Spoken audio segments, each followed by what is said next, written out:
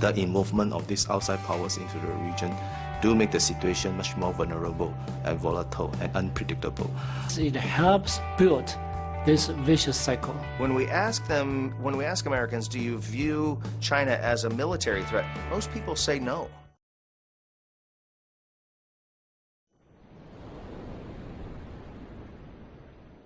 While it definitely makes things complicated, that's for sure. And make things worse, I think there's two.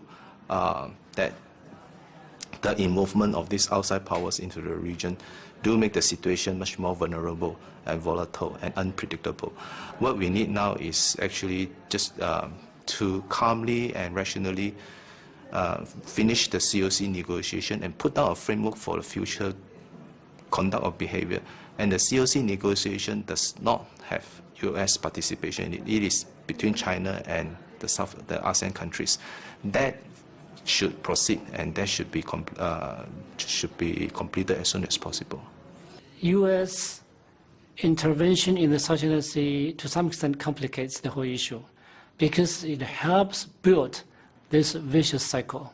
But I think we need to understand, how other people, other countries understand the consequences and the meaning of U.S. activities.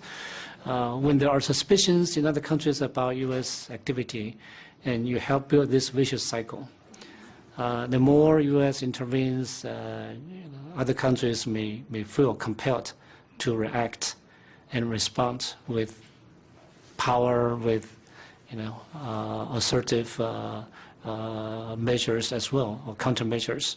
And also, to some extent, U.S. interventions in the South China Sea help embolden other claimant countries, which creates unnecessary results, and again help build this vicious cycle between China and some other claimant states in the South China Sea. And politicians for 200 years in the United States have promised things in their campaign, but governing is very different than campaigning. So we see that today in the same way that we saw it in the 1780s and 1790s in our first campaigns.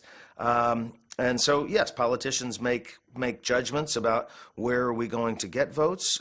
Yes, being tough on China at the moment is popular with American voters, and it will get them votes. Hillary Clinton, during her time as Secretary of State and the famous pivot to Asia from the Obama administration, Donald Trump will be asked those questions, but that's not going to happen until probably late September or early October when the debates start. That clearly you can expect a lot more of the same under Hillary Clinton. She was part of this administration. She was part of the idea of a pivot to Asia. She has a history of making statements in support of the other Southeast Asian nations that are part of the tensions with China. So when we ask the average Americans, is China a threat? And Americans answer differently than comparing to the Soviet Union during the Cold War. When I was growing up in the 1970s and 1980s, I remember being absolutely fearful that the Soviet Union was going to drop nuclear bombs on us, and that was just a fear that we had as a society. I certainly had as a child. But when we ask Americans, do you view China as a military threat? Most people say no. But a pretty good percentage of Americans view China as friendly. They don't see them as a military threat. 从这个美方的立场来看呢，他的这个所有的目标其实都不是为了南海问题的解决，而是为了自身的利益。